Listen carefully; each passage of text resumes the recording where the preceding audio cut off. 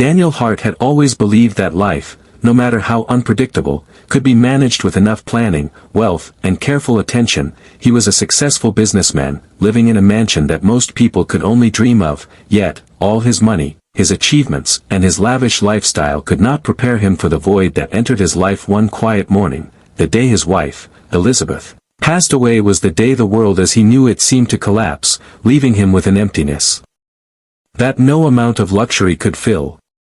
Elizabeth had been not only Daniel's partner but also the heart of their family, the one who made their home feel alive, warm, and welcoming. She had a way of laughing that seemed to make even the heaviest days lighter, and she had been fiercely devoted to their twins, Oliver and Olivia, who were just 5 years old. Daniel remembered how she used to sing lullabies to them every night, tuck them under soft blankets, and kiss their foreheads with gentle warmth. That everyday magic of love and care had been taken away in an instant, leaving Daniel feeling unmoored and powerless. The twins did not understand the finality of death, but they felt the absence of their mother in every corner of the mansion. Every room reminded them of her, the tiny handprints she had left in the kitchen floor, the small stuffed animals she had placed beside their beds, the photographs on the walls capturing moments of laughter, birthday parties, and family vacations. At night, they would wake up crying, reaching for a mother who no longer existed. Their innocent hearts were heavy with confusion and grief, and Daniel, despite his own pain, had to witness their suffering, which cut deeper than anything he had ever known. The mansion, which once echoed with joyful chatter, now felt eerily silent. Its grand halls, polished floors, and ornate decorations seemed cold and lifeless without Elizabeth's touch. Daniel wandered through the rooms, touching familiar objects that now felt hollow. He would sometimes sit in her favorite chair for hours, staring at the empty space beside him, longing for a presence that could never return. Nights were the hardest. When the twins' cries filled the air, Daniel would rush to their room, cradling them, rocking them back and forth, whispering soothing words, yet nothing could replace their mother's love. Friends and relatives offered condolences, flowers, and meals, but even their kind gestures felt distant. Daniel realized that grief is not something that can be solved with money or sympathy. It was something that demanded time, patience, and a willingness to endure the unbearable. He had always prided himself on being strong, decisive, and in control, but now he felt powerless, a parent lost in the depths of sorrow while trying to keep his children from breaking apart. Each day became a struggle to maintain normalcy. Daniel still had meetings, business calls, and financial obligations, yet every task felt meaningless. Every phone call, every deal reminded him of the life he once had and the family that had been shattered. He tried to create routines for the twins, meals at fixed times, playtime in the garden, bedtime rituals, but nothing seemed to bring comfort. The children resisted sleep, hiding under blankets, crying for their mother, and asking questions that Daniel could not answer. Why won't mommy come back? Will she ever be with us again? Their voices were full of innocent fear and confusion, and Daniel often found himself on the verge of tears, struggling to stay composed for their sake. In the quiet moments, when the twins finally dozed off after long hours of crying, Daniel would sit alone in the living room, staring at the ceiling, feeling the weight of loss pressing down on him. He thought about the promises he had made to Elizabeth on their wedding day, the dreams they had shared for their children, and the life they had planned together. The tragedy of her death was not just the absence of a wife but the disappearance of a guiding light that had kept their family strong. Daniel realized that he now had to become both mother and father, protector and comforter, teacher and friend, all at once, while still grappling with his own grief. He tried to explain to the twins why their mother was gone, using gentle words and soft tones, but the concept of death is difficult for a 5-year-old to grasp. Oliver would sometimes hide behind his father's legs, tears streaming down his face, and whisper, "I miss mommy," while Olivia would clutch her stuffed bunny, rocking it as if it could bring her mother back. Daniel's heart ached each time he saw their pain, and he knew that his children's broken hearts were a reflection of his own. As days passed, the mansion continued to feel like a beautiful cage, filled with expensive furniture and empty echoes. The twins' sleepless nights wore him down physically and emotionally, and the weight of responsibility pressed heavily on him. Yet, despite the despair, Daniel also felt a flicker of determination. He realized that he could not let grief paralyze him, that he had to find a way to help his children, to protect them, and to keep Elizabeth's memory alive in their hearts, even if he felt broken himself. He understood that the family's survival now depended on him. The tragic loss of Elizabeth was a wound that would never fully heal, but it became the starting point of a journey, one filled with challenges, sleepless nights, and emotional turbulence. Daniel now faced the monumental task of learning to parent alone while healing himself. All the while, the twins clung to him, trusting him to guide them through a world that suddenly seemed unfamiliar and frightening. The mansion, once a symbol of success, was now a home of grief, but also a place where hope could one day be restored.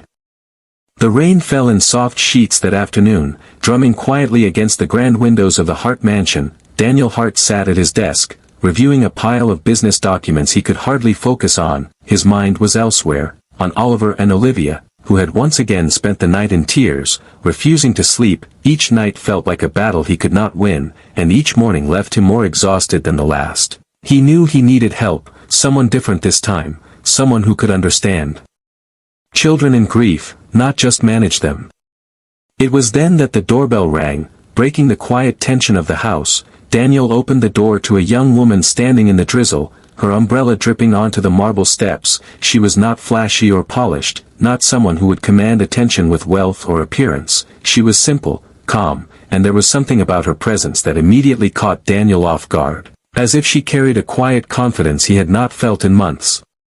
"My name is Clara," she said softly, her voice gentle but steady. "I came about the position you advertised for a household helper." She held out a small leather portfolio, neatly organized, yet there was no hint of arrogance in her posture. Daniel studied her for a moment, noting her composed demeanor and kind eyes. "I've worked with children before," she added, "especially children going through difficult times." That line lingered in the air, striking Daniel in a way he could not explain. He hesitated, wary from past experiences. The last few nannies had left within days, overwhelmed by Oliver and Olivia's resistance and tears. Yet, something about Clara felt different, almost as if she had walked straight into the house with an understanding of the invisible pain that filled it. Daniel took a deep breath and nodded. "All right, you can start tomorrow," he said, hoping that this time, things might change. Clara stepped into the mansion quietly, her movements careful but confident. She did not rush to clean or organize. Instead, she spent the first hours observing the house, noticing the tiny signs of grief scattered everywhere: a crumpled blanket on the sofa, toys left in a haphazard pile, tiny footprints leading from room to room as if the twins had been wandering in search of comfort. She watched Daniel pacing nervously, rubbing his face, and she felt a quiet empathy for the burden he carried. When evening came, the twins were already restless, sensing that something new had entered their world. Oliver clung to his father's leg, while Olivia sat on the floor, hugging her stuffed bunny tightly. Clara knelt to their level, smiling gently. "Hello, Oliver." "Olivia," she said softly, "I'm Clara. I'm here to help you feel safe." Her words were different, not demanding, not strict, but calm and inviting. The twins tilted their heads, curious but hesitant, unsure if this new person could be trusted. Clara did not push them, she simply sat on the floor, letting them approach in their own time. She talked to them about their favorite toys, asked gentle questions, and even made a small game of arranging their blocks. Slowly, a spark of trust began to form, small smiles flickered, and the twins' tense bodies relaxed just a fraction. Daniel watched from the doorway, a mixture of hope and disbelief filling him. Could someone truly reach them where he could not? That night, instead of retreating to the guest room as the previous nannies had done, Clara stayed, quietly preparing for bedtime. She did not rush or command, she simply guided, gently encouraging the twins to pick their pajamas, brush their teeth, and settle into bed. Then she pulled out a small music box and a worn storybook. "Would you like to hear a story?" she asked, and this time, there was no resistance, only cautious curiosity. Daniel remained in the shadows, barely breathing, watching as Clara began to tell a story about two stars looking for their lost moon, her voice soft and melodic, the music box filling the room with a calming tune. For the first time in months, the twins listened, their cries replaced by quiet attention. Their little hands gripped the blanket as Clara wove a tale of hope and gentle reassurance, guiding them towards sleep without force or frustration. By the time Clara finished the story, Oliver and Olivia were drifting into peaceful slumber, their eyes closing slowly, their small bodies finally still, Daniel could hardly believe it, a feeling of relief and amazement washing over him. It was as if Clara had opened a door that had been closed for too long, bringing light into a house that had been shadowed by grief. In that moment, Daniel realized that this quiet, humble maid might be more than just a helper. She might be the change the family desperately needed, someone who could mend the nights, bring back laughter, and restore the warmth that had been missing since Elizabeth's death. And as the rain continued outside, Daniel knew that this was only the beginning of a journey that could transform their lives forever. Even though the days passed slowly in the Hart mansion, the nights were worse, darker, and endless. Daniel had hoped that somehow, with time, Oliver and Olivia would adjust, that their grief would ease, and sleep would return naturally. But reality was far harsher. The twins did not sleep, not for a single uninterrupted hour. Each evening, as the sun dipped below the horizon and shadows stretched across the grand hallways, their tiny bodies would grow restless, tossing and turning in their beds, calling out for a mother who was no longer there. Daniel tried everything he could think of, yet nothing seemed to work. He hired experienced nannies, each one recommended by trusted agencies, promising patience and skill in handling children in grief. But even the most professional caregivers left the mansion in frustration, defeated by the twins' stubborn refusal to sleep. Nights turned into battles, with cries, tantrums, and the endless repetition of, "I want mommy," echoing through the halls. Daniel's heart ached every time he heard his children wail, but he had no magic words, no secret method that could bring peace to their broken hearts. Doctors, too, offered solutions: sleeping pills, therapy sessions, and even consultations with child psychologists, but the twins resisted all interventions. Their young minds were overwhelmed with anxiety and confusion, making them unwilling to accept anyone or anything that tried to force calm. Daniel watched helplessly as each attempt failed, each intervention slipping through their hands like sand. His luxurious mansion, filled with comfort and wealth, had become a place of tension and despair, proving that money could not buy healing, love, or emotional security.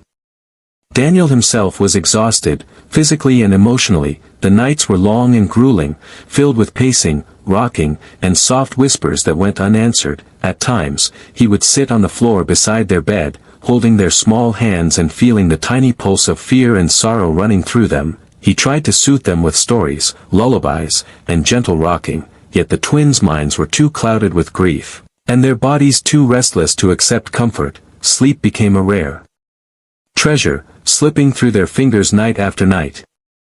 The mansion's once vibrant atmosphere had changed completely. The rooms that once held laughter and playful chaos now carried an air of unease. With each passing night, Daniel felt the weight of his failure pressing on him. It was not just the sleeplessness of the twins that troubled him, it was the helplessness, the knowledge that he could not shield them from grief, that no amount of money, fancy toys, or lavish dinners could replace the warmth and presence of a mother's love. He began to wonder if his children would ever feel safe, peaceful, or truly happy again. Even in the brief moments of quiet, when the twins were asleep for a few precious minutes, Daniel could not rest. The emotional strain was too heavy, and the anticipation of another night of crying and unrest kept him alert. On some nights, he found himself standing in their doorway, watching them sleep, their small faces scrunched with worry or sadness, and wondering how anyone could endure such suffering. He remembered Elizabeth's gentle touch, her calming presence, and longed for the comfort that he could no longer provide alone.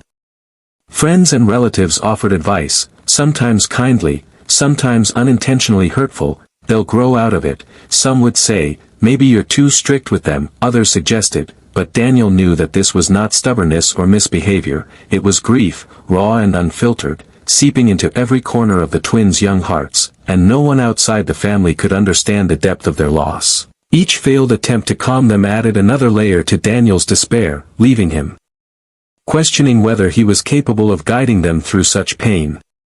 The mansion itself seemed to reflect the struggle. The polished floors echoed with footsteps and cries, the grand staircase appeared taller and lonelier at night, and the walls, lined with expensive paintings and photographs, reminded Daniel of the life that had existed before tragedy. Before Elizabeth's death, bedtime had been simple and warm, filled with songs, stories, and kisses on foreheads. Now, it was a battlefield, a nightly test of endurance, where neither parent nor child could find peace.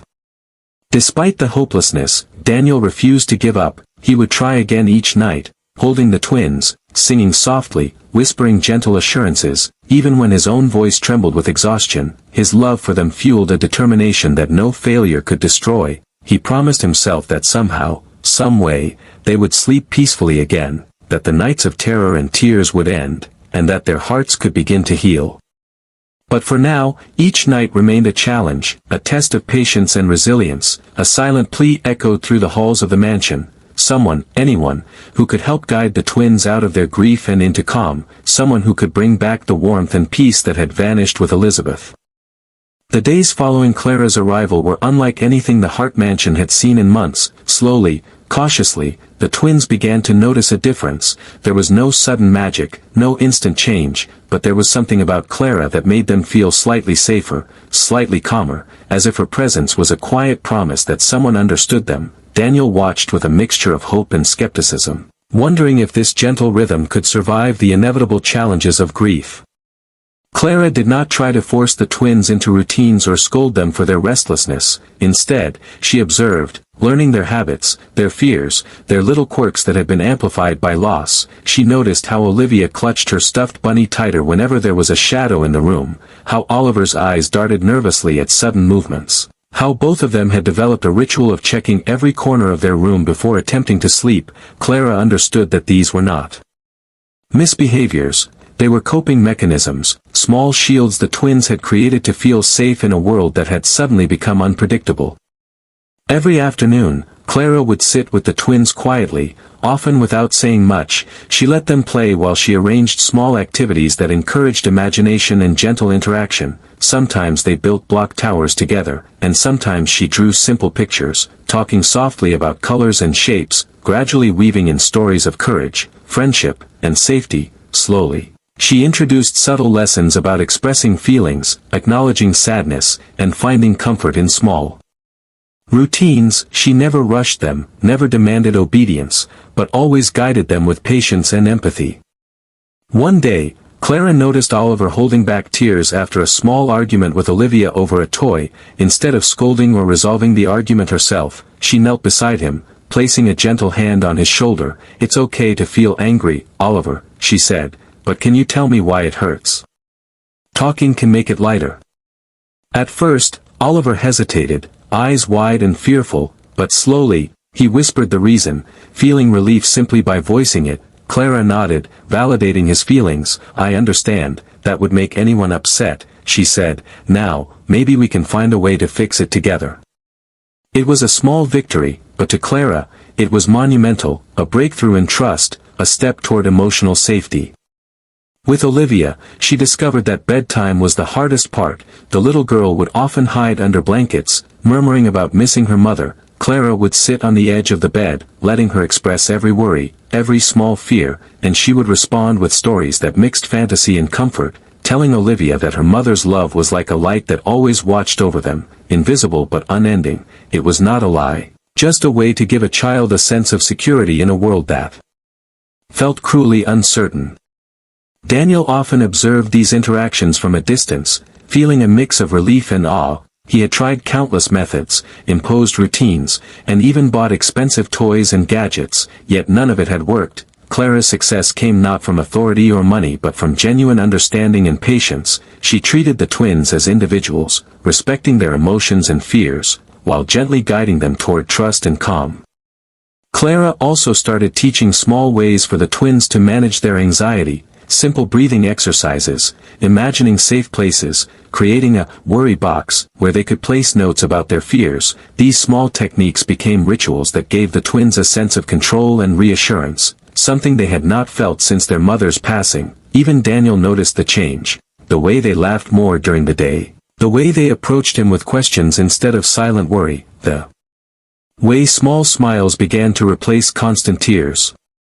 By the end of the week, the mansion had subtly shifted in atmosphere. The air felt less tense, the rooms a little warmer, as if Clara's calm energy had begun to seep into the walls themselves. The twins, though still grieving, had started to trust, not just Clara but the possibility of feeling safe again. Daniel felt a mixture of awe, gratitude, and cautious optimism. Realizing that Clara was not just helping his children sleep, she was teaching them to live again, teaching them to navigate the raw pain of loss without being consumed by it.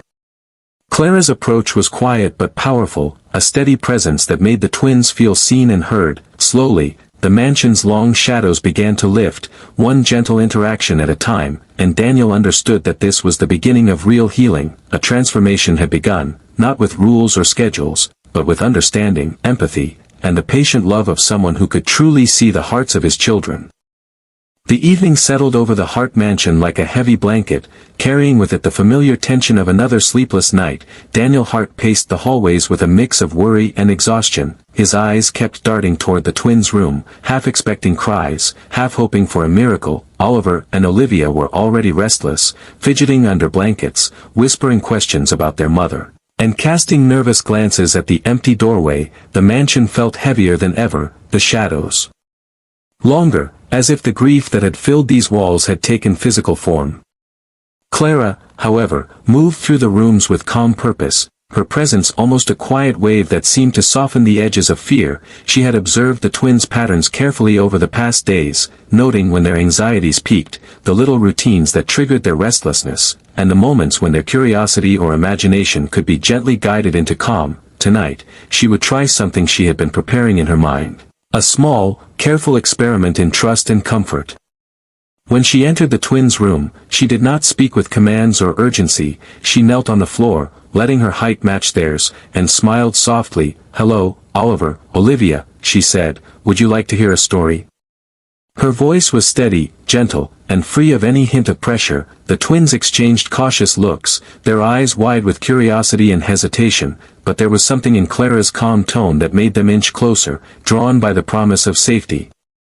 Clara reached for a small wooden music box she had brought, winding it carefully so it played a soft, delicate tune. The melody filled the room, not loud enough to overwhelm, but enough to create a cocoon of sound that invited attention and calm. Then she opened a worn storybook, pages frayed and illustrations faded, and began to tell a tale she had crafted carefully, a story about two brave stars searching for their missing moon, a story that mirrored the twins' own grief but transformed it into courage, hope, and the possibility of finding light in darkness.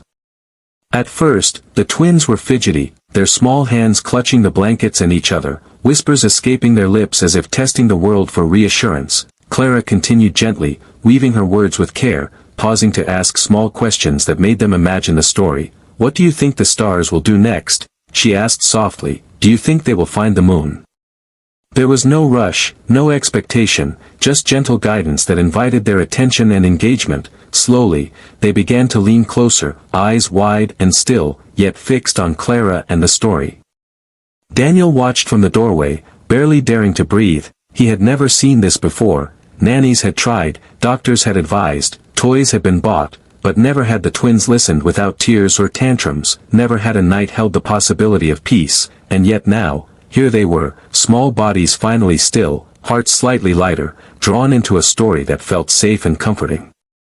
Clara did not stop once she noticed the change. She allowed the story to flow naturally, her words soft as a lullaby, her music box playing its gentle tune. She asked them to imagine their mother as a guiding moon watching over them, not gone, just invisible, her love always present. Oliver's small hand unclenched around his blanket, Olivia's wide eyes softened as she hugged her stuffed bunny closer. And for the first time in months, the twins' breathing began to even out, slow and calm.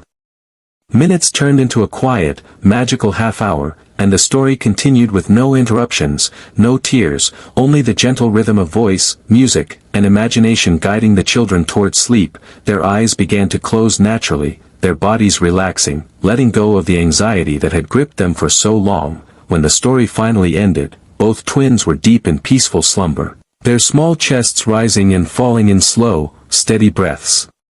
Daniel stepped into the room, hardly daring to believe what he saw. Relief, gratitude, and all washed over him in waves. Tears stung his eyes as he realized what had just happened. Clara had done something no one else could. She had touched their hearts, guided them gently, and opened a door to peace that had been closed for too long. It was a quiet victory, monumental in its subtlety, a small miracle in the form of patience, understanding, and unwavering calm. That night, The mansion felt different, the air lighter, the shadows less threatening. For the first time in months, Daniel felt hope. Not the hope of wealth, not the hope of distraction, but the hope of real change, real healing, a path forward for him and his children. He understood, in that quiet moment, that Clara was more than a maid. She was the key to unlocking nights of peace, restoring trust, and bringing light back into a house that had been dark for too long. And as the rain continued to fall softly against the windows, Daniel sat quietly by the doorway, watching his children sleep peacefully for the first time, knowing that life, though forever changed, had begun to move towards something brighter, something gentle, and something full of hope. After that first night of peaceful sleep, the Hart mansion slowly began to feel different. Though still grand and imposing, the halls seemed warmer, the rooms less lonely, and the air lighter. It wasn't just the twins' first uninterrupted rest in months, it was a shift, subtle but powerful, as if the house itself sensed the beginning of change. Clara had become a quiet presence, weaving patience and understanding into every corner of the home, her influence spreading like soft sunlight after a long, cold winter. Clara approached each day methodically, observing before acting, understanding before instructing, and always listening. She didn't impose strict rules or rigid schedules. Instead, she introduced gentle routines that the twins could follow without fear, small rituals that offered consistency and safety. Breakfast became a calm affair with laughter and conversation instead of hurried meals filled with tension. Playtime was structured yet flexible, balancing imagination with gentle guidance, and slowly, the twins learned that there could be joy even in the mansion that had once been heavy with grief. Even Daniel noticed the shift, not just in the twins, but in himself. Clara's calm energy seemed to ripple through the household, softening his anxieties and easing the constant pressure he had carried for months. She taught small lessons about patience and empathy simply by modeling them, whether she was kneeling to talk to a child, carefully organizing a play activity, or speaking softly during tense moments. Her influence reminded Daniel that love and understanding were far more powerful than control or authority. One afternoon, the twins were squabbling over a toy in the living room, tension rising as it often had in the past. Clara intervened, but not with scolding or force. She calmly knelt beside them and said, "Let's figure this out together. How can both of you be happy?" She guided their conversation, giving each child a chance to speak, and by the end, the argument was resolved not through power, but understanding. The twins were learning problem-solving, empathy, and compromise, skills that would carry them far beyond the walls of the mansion. Evenings became a special time, as Clara continued the storytelling and music box ritual, but she added small variations each night, sometimes asking the twins to create their own stories, sometimes inviting them to draw what they imagined, other nights gently discussing their day, their feelings, and small worries. This combination of creativity, emotional support, and calm guidance gave the twins a sense of control and safety that had been missing for so long. They began to anticipate bedtime with curiosity rather than dread, a shift that Daniel had never thought possible.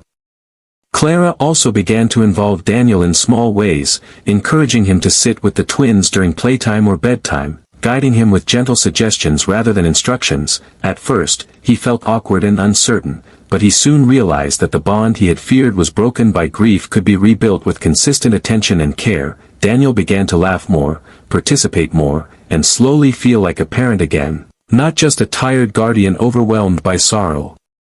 Small victories piled upon one another, transforming the household in subtle yet profound ways. The twins began to smile spontaneously, laugh during play, and even talk about their mother with warmth instead of constant tears. Daniel found himself enjoying family meals, watching them explore new games, and feeling the tension that had once gripped the house slowly lift. Even the mansion itself seemed to breathe easier, as though the walls and floors had absorbed the calm energy Clara carried. By the end of the week, the change was undeniable. The Hart mansion was no longer a place of despair, but a home where comfort, trust, and healing were beginning to take root. Clara's gentle routines and patient guidance had not only restored sleep but had created an environment where growth, laughter, and emotional recovery could flourish. Daniel understood that this transformation was far more valuable than any material wealth. It was the restoration of family, of connection, and of hope that had once seemed impossible.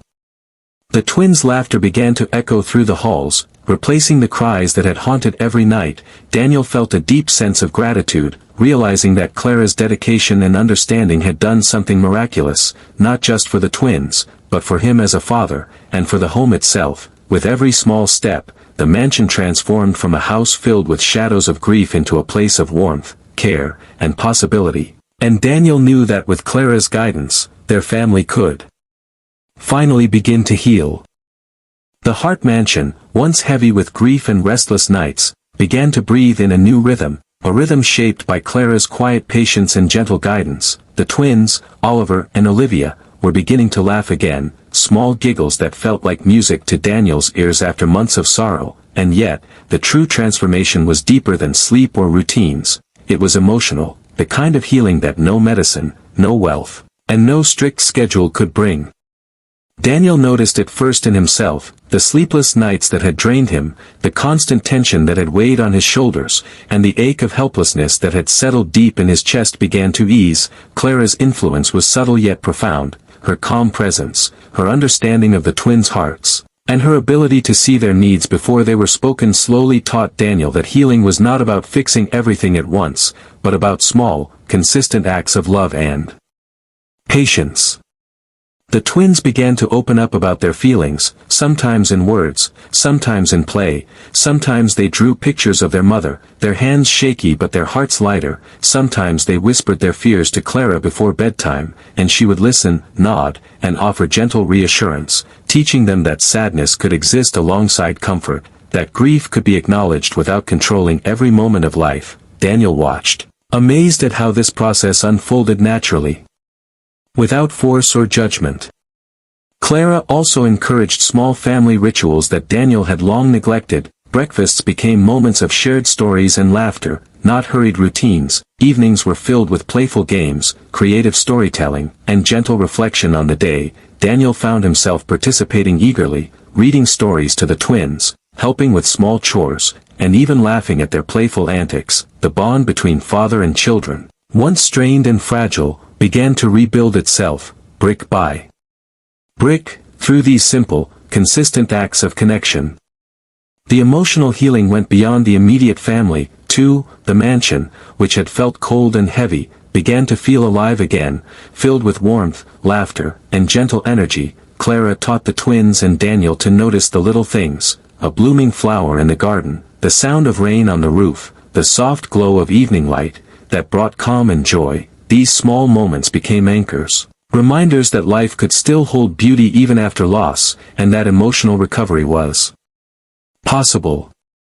Daniel noticed the most profound change during quiet evenings, when the twins were finally asleep and he sat in the living room alone. The silence no longer felt oppressive, it felt peaceful, a reflection of the emotional shift that had taken place. He could feel Elizabeth's memory in a new way, not as a painful absence, but as a guiding presence, a light in their lives, reminding him that love could endure even when a person was gone. Clara's work had done more than help the twins sleep, it had helped the entire family process grief and find hope again. Clara also taught Daniel to recognize and express his own feelings, something he had buried under responsibility and exhaustion. He began to speak about his grief, share memories of Elizabeth with the twins, and allow himself to cry without guilt. The twins learned by example, seeing their father's courage in facing sorrow. They learned that emotions were not dangerous or shameful, but part of life, and that expressing them could bring comfort rather than pain. As weeks passed, the mansion filled with laughter, storytelling, and small moments of connection. The twins' playfulness returned, and their smiles became natural instead of forced. Daniel found himself looking forward to evenings, cherishing the quiet moments with Clara guiding the family toward harmony, and realizing that emotional healing was not a single moment, but a continuous process, built through trust, understanding, and love. By the end of this stage, the Hart family had changed in ways that were profound yet subtle. The mansion was no longer a place haunted by grief but a home of warmth, understanding, and hope. Daniel, Oliver, and Olivia had learned to live alongside their sadness, to carry it gently without letting it dominate their lives, and Clara's presence had been the catalyst for this transformation. Her patient guidance, empathy, and insight had not only restored sleep but mended hearts, rebuilt bonds, and brought a light that had seemed impossible after so much loss. For Daniel, the emotional healing was a revelation, showing him that family, love, and understanding could conquer even the deepest grief, and for the twins, it was the start of a childhood that, though marked by loss, could now be filled with laughter, trust, and hope for the future. The mansion, once a house of sorrow, had become a home again, alive with hearts ready to heal, to love, and to grow together. The Hart mansion had transformed completely from the way it had been in the dark days after Elizabeth's passing. The grand halls, once silent and heavy, now echoed with soft laughter, playful chatter, and the occasional delighted squeal of Oliver or Olivia discovering something new. It was a transformation that went far beyond furniture or decorations. It was the rebirth of a home, alive with love, trust, and healing. Daniel Hart watched the twins one afternoon as they played in the sunlit garden, Clara nearby guiding them gently, her calm presence a constant source of reassurance. Oliver ran across the grass, a wide grin on his face, chasing a butterfly, while Olivia knelt in the flower bed, examining petals and leaves with curiosity. Their laughter rang out like music, unburdened by the fear and grief that had filled every corner of the mansion just weeks before. Daniel felt a swell of gratitude and awe, realizing that this change was not the result of wealth, toys, or authority, but something far more powerful: patience, empathy, and quiet guidance. Clara had done more than help the twins sleep. She had helped them learn to feel safe, to trust again, to navigate their grief without being consumed by it. She had guided Daniel, too, teaching him that strength came not from control or stoicism, but from love, presence, and vulnerability. Evenings had taken on a new rhythm, a rhythm that the family now cherished. Bedtime was no longer a battle, but a ritual of storytelling, soft music, and shared reflection. The twins eagerly listened, eyes wide and faces relaxed, imagining worlds filled with light, courage, and hope. Daniel sometimes joined in, reading lines of the story aloud, laughing at playful moments, or simply holding their hands, feeling the warmth and connection he had feared lost forever. The mansion, too, seemed to breathe with this new energy. Rooms that had felt cold and lifeless now radiated warmth. The polished floors reflected sunlight streaming through windows, the walls seemed softer, and the air itself carried a sense of peace. Clara moved through it all quietly, almost invisibly, yet her influence was undeniable, a gentle thread that had woven itself into the fabric of daily life, binding the family together in ways Daniel had never imagined possible. Over time, the twins began to speak openly about their mother, their memories no longer heavy with sorrow but tinged with warmth and love. They drew pictures of her, shared stories of what she had taught them, and laughed at little memories that had once brought tears. Daniel listened and joined them in honoring Elizabeth, realizing that healing did not mean forgetting, but carrying love forward, letting it grow and guide the family in her absence.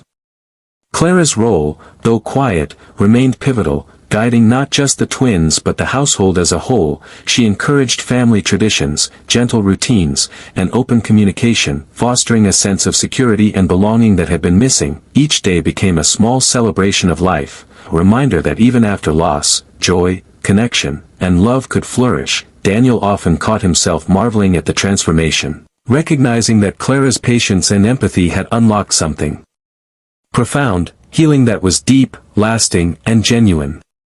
The mansion had become more than a home. It had become a sanctuary, a place where grief could exist alongside happiness, where sadness could be expressed without fear, and where trust and love could flourish again. The twins had grown resilient in ways no one could have predicted. Daniel had found strength he hadn't known he possessed, and Clara had quietly left a mark on every heart, teaching them that life, even after tragedy, could be beautiful and full of hope.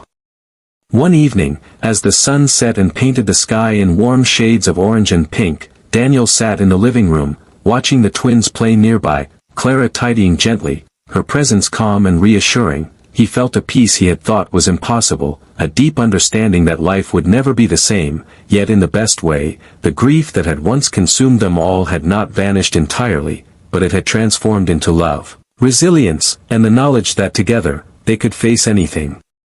In that moment, Daniel realized the truth he had been seeking all along. Life was forever changed, but change did not mean loss. It meant growth, hope, and the ability to find light even in the darkest corners. The Hart family, once fractured and lost, had been stitched together with care, patience, and love, and the mansion, once a symbol of emptiness and sorrow, now stood as a testament to healing, transformation, and the enduring power of human connection.